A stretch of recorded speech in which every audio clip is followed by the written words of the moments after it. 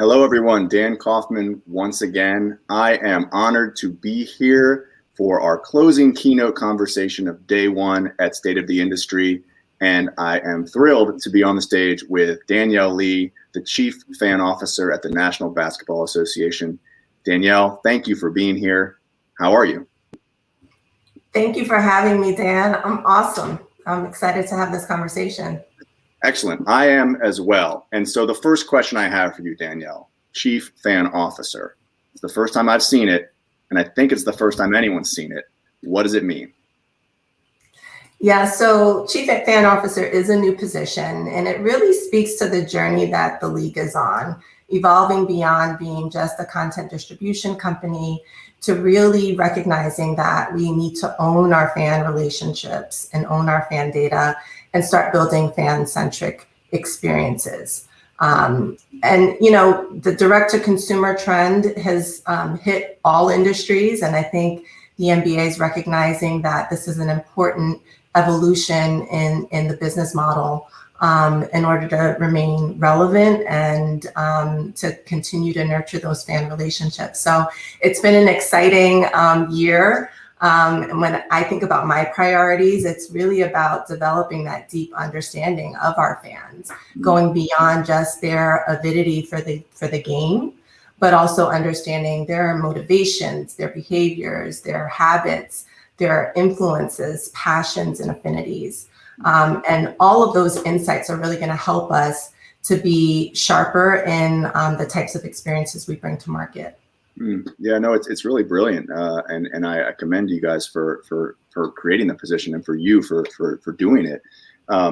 There's a buzzword that's thrown around a lot, and we're going to mention it too, and that's this term fan engagement, right? It's fan engagement. It's not so much fan experience, it's fan engagement because we want fans engaged. But I'll ask you the same thing, a similar question to what I just asked before, which is, what does fan engagement mean to you? So fan engagement, you know, I think about it as being in conversation with fans, right? It's not so much about pushing content out to them, but also listening, right? Tapping into relevant dialogues, cultural dialogues, and not just pushing your agenda, but also kind of understanding kind of where they are and the experiences that they're having. So when I think about fan engagement, it's about being emotionally and culturally resonant and being part of that dialogue that fans are engaging in. Interesting. You came from Spotify. You have a really interesting background. You know, Spotify is an incredible company as well. Tell us about your experience at Spotify, what you did there, what you led, what you accomplished, and then how that was helpful for your next step to join at the NBA. Yeah, sure. Spotify is an amazing company and with an amazing product. And so one of its superpowers, though, is its data. You know, music data is very rich. It's very textured. You can glean a lot of insights about people from music data. And so, you know, one of the things that I spent a lot of time understanding was fandom. And people's habits and behaviors across the platform. Certainly music is one of those interests that serves as a companion throughout your day and your life. And so getting a deep understanding of specifically young audiences, Gen Z and millennials, has been hugely helpful in my work here at the NBA. Gen Z is a generation unlike any other. Not only are they young, but they're the most multicultural generation. They're hugely politically engaged. They're digitally savvy. They've only known a world with the internet.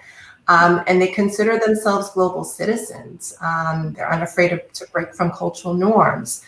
Their identity is more fluid and not tied to nationality or religion or gender or race.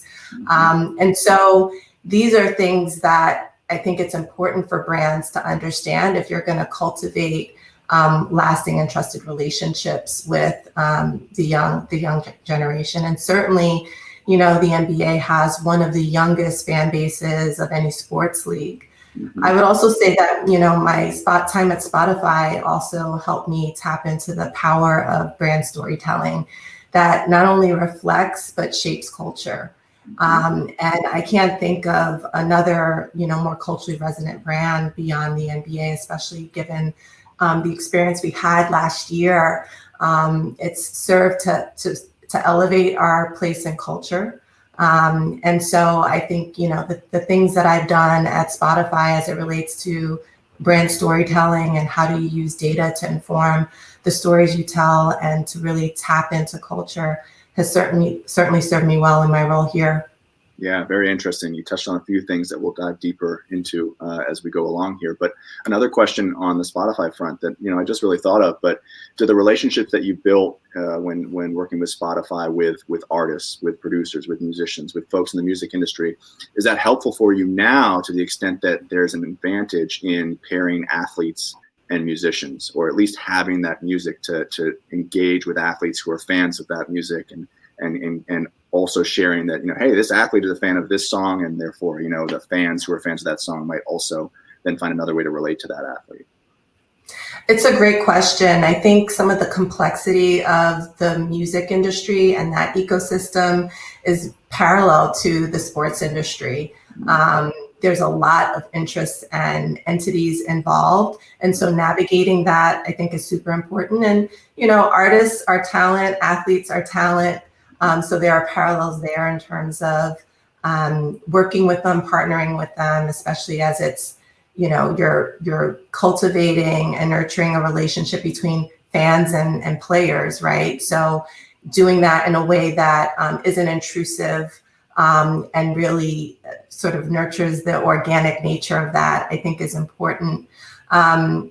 But I think one of the other parallels is just that NBA specifically intersects with so many other areas, music, fashion, technology. And so having an understanding of that music industry specifically has certainly helped me in thinking about our marketing campaign strategies and how to leverage influencers in amplifying our narratives.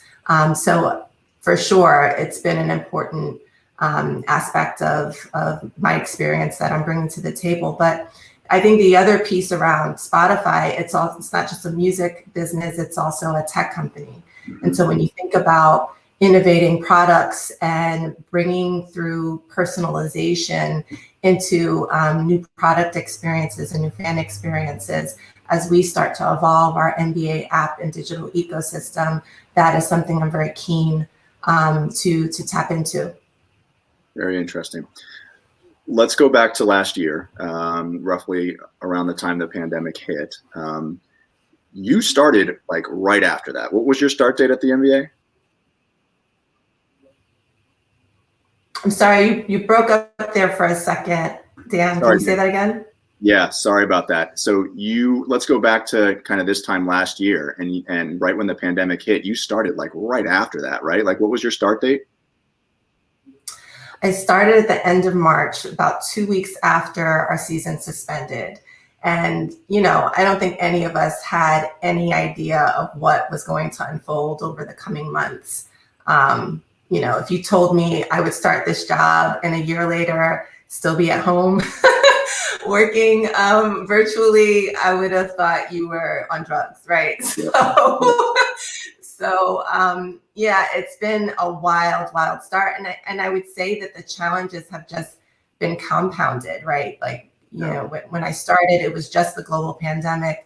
And then the social justice movement started to unfold in a bigger way. Certainly wasn't new, but the intensity of it was certainly different and hit differently. And then, the economic crisis that ultimately was the pandemic was a catalyst to.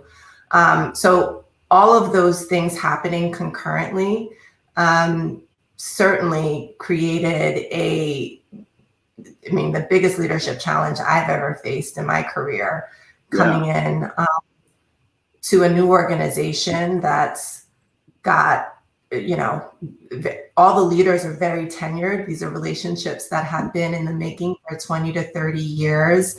And so I'm coming in with fresh eyes and a fresh point of view, with a very different background. to bring a different level of rigor from a data and insights perspective, and how we're communicating with our fans.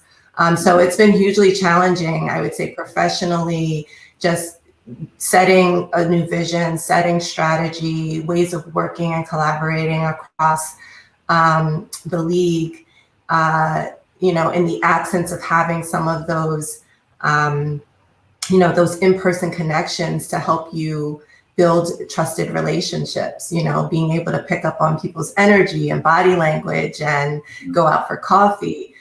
All of those sort of tools have been not been at my disposal. Yeah. So let's talk about that a little bit. I think it's definitely relevant. I mean, you're in a leadership position in the sports industry, and you started a job, and you have people who are working for you and people you work for. And I assume, you said you're remote still. Have you had any in-person meetings with any people on your staff? And if so, how frequent have they been? I've not had any in-person meetings. It's all been virtual. I will say, though, everyone's been virtual, right? Yep. So I think it's been an adjustment across the board, and everyone's dealing with their own circumstances, health issues, parenting and homeschooling issues, loss of life, right? With family members. So it's been a really difficult time, but I think in some ways it's really bonded our team, and just the way that we've supported each other and, been there for each other throughout this experience. Yeah. I mean, it's really incredible, actually, when you think about what you at the NBA accomplished over the last year, right? Entirely remote, right? And you can start with social justice, and let's talk about that a little bit more, but then executing the NBA bubble, right? Getting the season back going. It's really quite incredible to think that was done remotely, right? And you led a team that helped with that completely remotely. It's really amazing. So let's dive into some of those challenges throughout the year, right? Yeah. And let's start with the social justice movements. I mean, from a personal perspective, take us back there. You start a new job, and all of a sudden this happens, and certainly it affects you from a personal perspective as well, I would suspect. Tell me what you thought and how you rose to the occasion, and in a leadership role made sure that the NBA did the right thing. So the social justice piece of this was the most emotionally challenging part of it. I'm a Black woman. I'm married to a Black man. I have Black children. And so the issue of Black Lives Matter is deeply personal to me. And while police violence and brutality is not a new idea or, experience, this was different.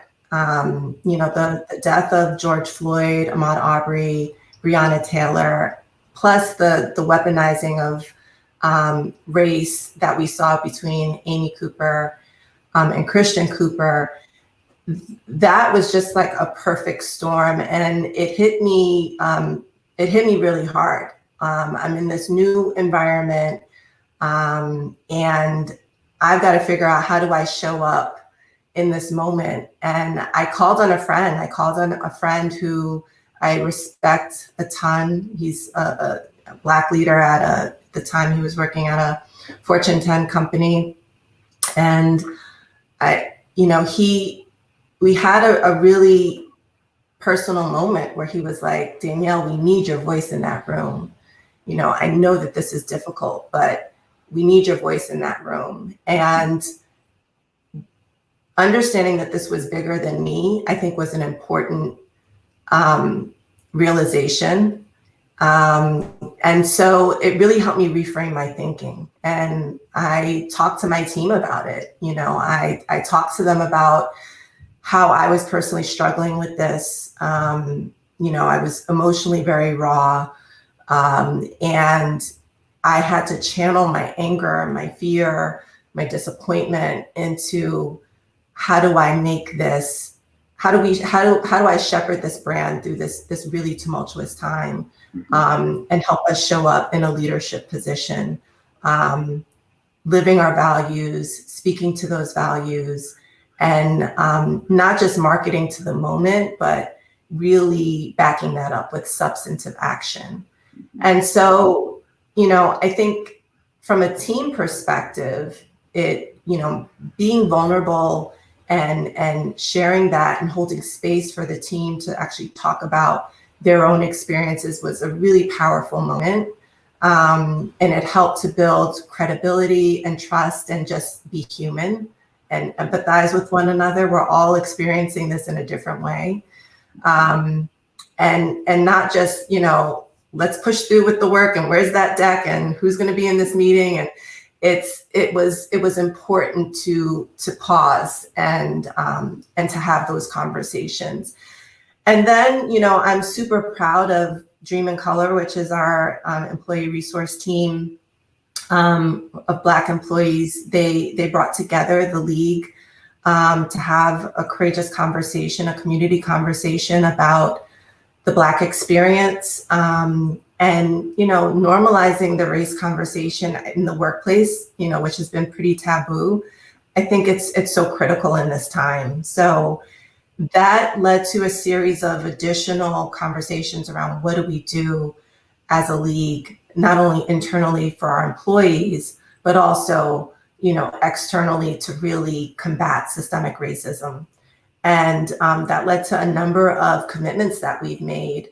One public iteration of that certainly is the NBA Foundation that was created. A commitment of $300 million was made over the course of 10 years.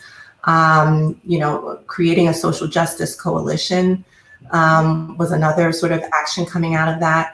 And, together with the Players Association, we decided that civic engagement and participation was an issue that we felt like we had the resource and the assets to uniquely impact, and using our NBA arenas as polling locations, knowing that, voter participation would be suppressed because of the complications of COVID, not having enough poll workers for all the polling locations. We really wanted to make sure that all voices were heard in the upcoming general election.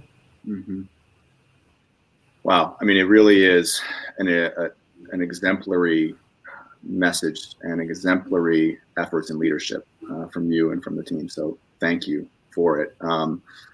Let's transition to a few weeks later, really, where you had to execute the NBA bubble and did so flawlessly. The NBA did, but from a fan engagement perspective, you're looking at this, you're getting games back, but you don't have fans in the stands, right? So from your seat as the chief fan officer, what were the 2 to 3 priorities that you wanted to get done when you thought about the fact that you could put these games on, but you had no fans in the stands? Yeah, I mean, it certainly accelerated the shift to digital, right?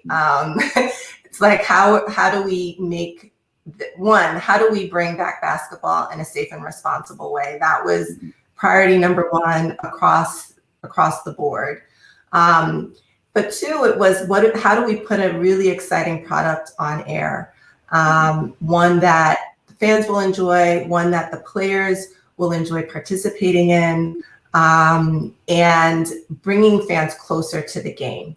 We knew it was going to be different, and we really needed to own the narrative around what was different. Not only the format was different, right? We had these seeding games for the first time, but it was also all of these new innovations that we were bringing to market in order to bring fans closer and feel connected to the experience. And so, we thought about it in 3 ways: access, community, and personalization. From an access perspective, we really ramped up our number of cameras that were on the court. So we had 30 new camera angles available. We mic'd up players and coaches so you could actually hear some of the audio on the court and kind of hear the dialogue and smack talking that was happening.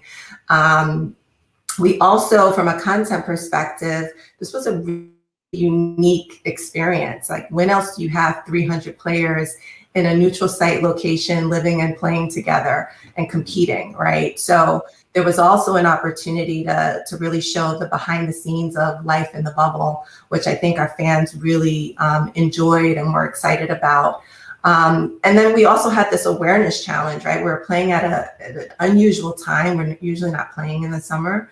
And so, there was this whole, like, get people ready and hyped about watching basketball again. So those were some of the things that we thought about as it related to the access piece. From a community point of view, it was really about, recreating the home court feel and home court advantage, both for fans and for players. So replicating sounds, music, video clips and graphics to transform the space into a home court feel. There was also virtual cheering that was available to fans through the NBA app.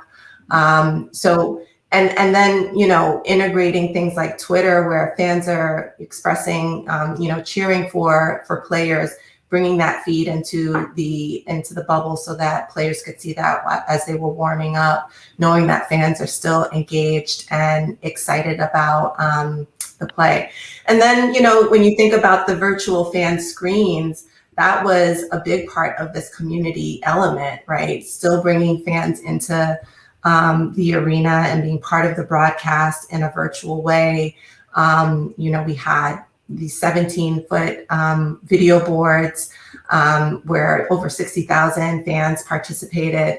And then from a personalization perspective, all of those new camera angles and audio feeds could be customized in the NBA app. So fans could actually choose what type of experience they wanted. So it was a lot of experimentation and trying new things that have never been done before, and really educating fans about all that was available to them in the restart. Fascinating.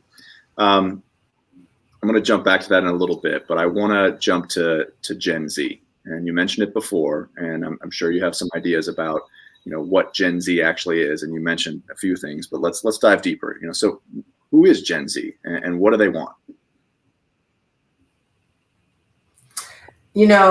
As I said, Gen Z is like no other generation that's come before it. It's the first generation that has only known a world with the internet.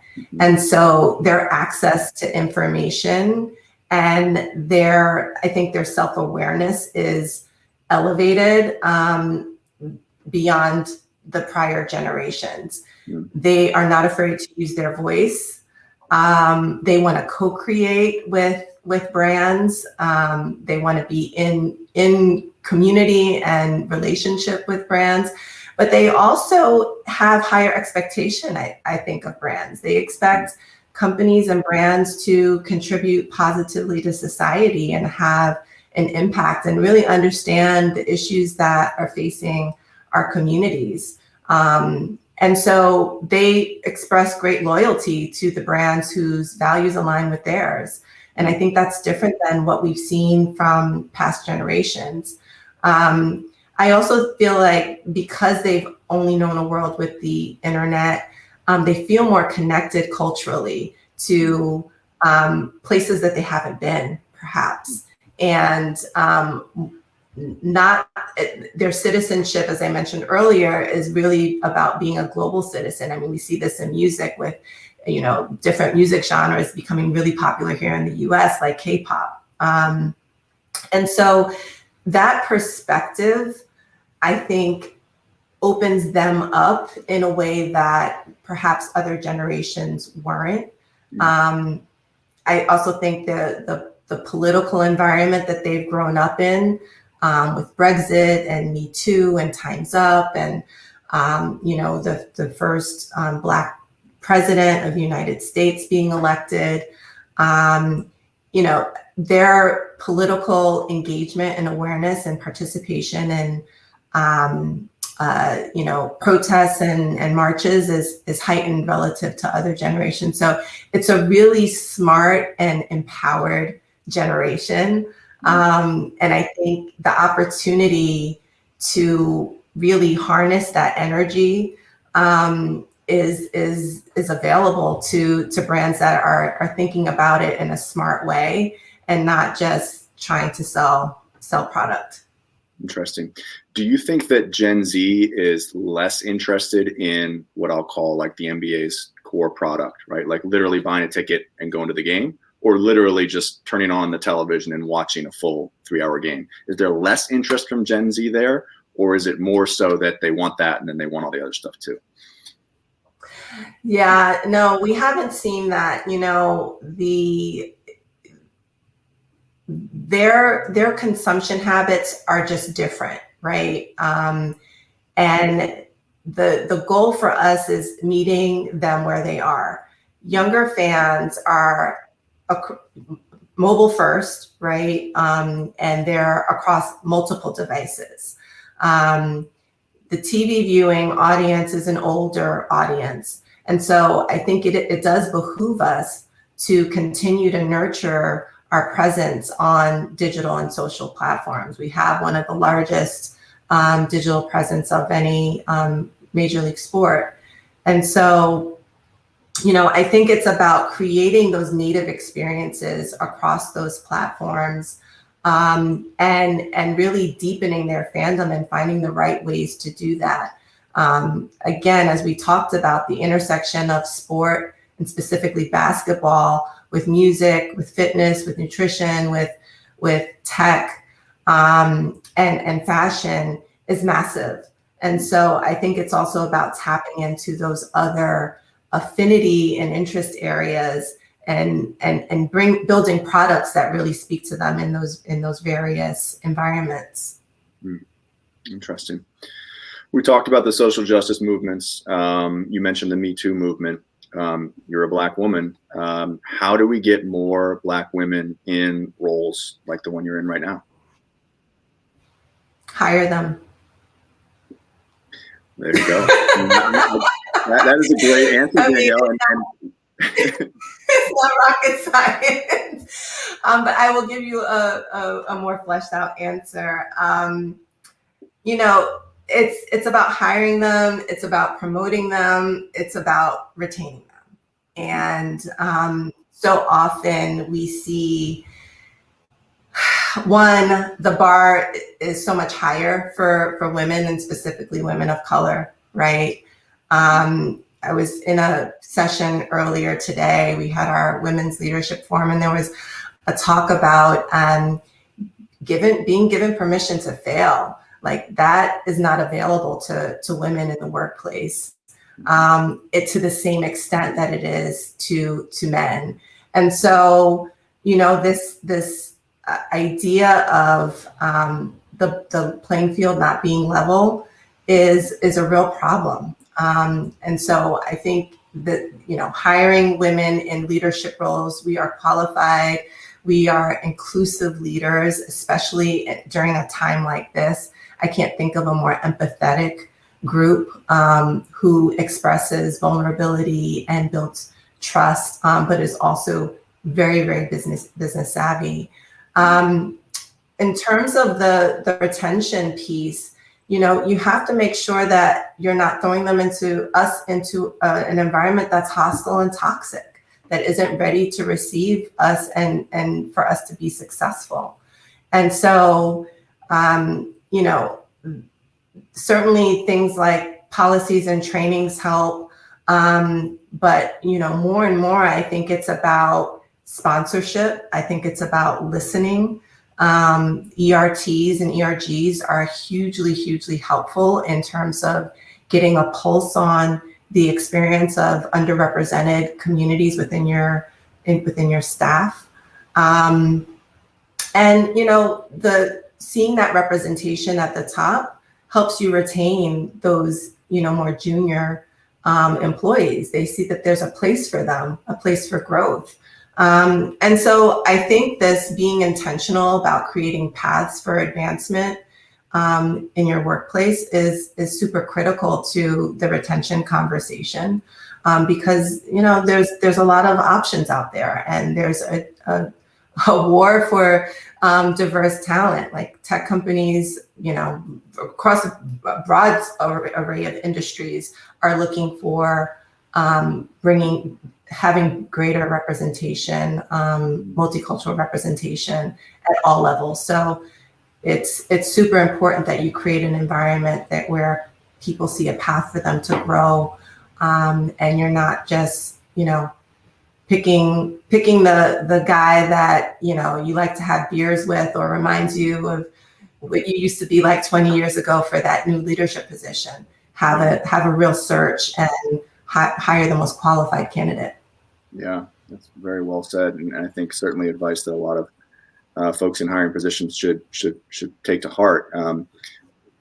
What about advice that you might give to a young woman who is frustrated and seeing that some of these jobs are not opening up for her? What advice would you give to that person? You have to be an active advocate for your career, and having the conversation frequently about where you want your career to go within the organization, I think is critical. And so many people, I think, don't do enough of that. They're waiting for someone to see how talented they are and reward them for the results and the impact that they're having in the organization. And it doesn't happen unless you're actively in conversations, not only with your direct manager, but also with other influencers that are, around the table when these promotion decisions are being made. And so making sure that people have a clear understanding of how you want your career to grow, I think is super, super important. And then identifying those sponsors that will act on your behalf and use their power and influence to, help you be the road manager for that strategic growth initiative or that high visibility project. And they're not doing it because, out of the goodness of their heart. They're doing it because they believe that you will be able to get the job done, right? They're not going to use their political capital unless you've convinced them through results and seeing your work. They have to be familiar enough with your work to do that. So I would say have those conversations and then get the answer. If the answer is no, where you're not going to get promoted, then you know what you need to do. Don't be afraid to leave and go seek that next growth opportunity somewhere else. Thank you, Danielle. Let's go back to some of the technologies that were put into place in the bubble, and let's talk a little bit about what's going to stick around, right? We saw tremendous innovation because we had to, right, when the bubble was happening. You mentioned the 17-foot tall video boards, which I think were fantastic. You mentioned the additional camera angles. We're now seeing arenas opening up a little bit more to fans. None that I know of to full capacity yet, but we're seeing that. And so when we do see fans back in full capacity or close to full capacity, what are some of the technologies that you think will stick around that you learned are good from a fan engagement perspective? Talk about that a little bit. Yeah, it's a great question. I mean, I think the reality is that these virtual experiences are here to stay, right? Only 1% of our fans actually go to a live game. The vast majority of fans are experiencing the NBA through either TV or any of the digital platforms that we have a presence on. So we're going to need to continue to innovate those experiences, right? And continue to create deeper storytelling. It's not just the technology, it's also like, how are you connecting with people through the technology? And, one of the things I'm really excited about is, the success that we saw from the experimentation we did during the hiatus with Instagram Live and having Q&A sessions with players and influencers and thought leaders and health experts, right? The success of The Last Dance and introducing a whole new generation to the heritage and legacy within the league of one of the most phenomenal dynasties, right? And how the backstory, the drama, like all that went into that. And so I think there's just such a huge untapped opportunity to dimensionalize our storytelling beyond just what happens on the court, but also the relationships and the rivalries that really are the bedrock for the game. But there's also a bunch of new enhancements that we made within the NBA League Pass product. We had alternate streams available for betting, for sideline, and for influencers. And so you could really kind of pick your own adventure, right? The betting focused telecast had expert analysts providing information about the odds, and there were overlays with featuring betting odds. The sideline stream had alternate angles, like the courtside view, camera angle available. And then the influencer stream had different media personalities providing a point of view on the game. And so I think this idea of the game intersecting with these other passion areas is an opportunity that we'll continue to explore through some of our NBA digital products, so that people can really create a more customized and personalized experience for what really, the things that they care about. Well, Danielle, this has been fantastic. I wish you all the best for the rest of the season and the rest of the year. I'm looking forward to it. Thank you so much for doing this, and we greatly appreciate your time. Thanks for having me, Dan. It was a lot of fun. Of course. All right, everyone. State of the Industry Day 1, content-wise, is done. But the day doesn't have to be done for you. There's plenty of networking that you can do. And in fact, if you're a pro member, you can meet Danielle and me in the Q&A, the Pro Member Lounge, and we will sit there for a little while and answer your questions. We're looking forward to that. And everyone else can continue to network and use the great features we have here within the Hopin platform. And then we will see you back tomorrow morning with a keynote conversation with Bundesliga International CEO Robert Klein and much, much more. Thanks, everyone.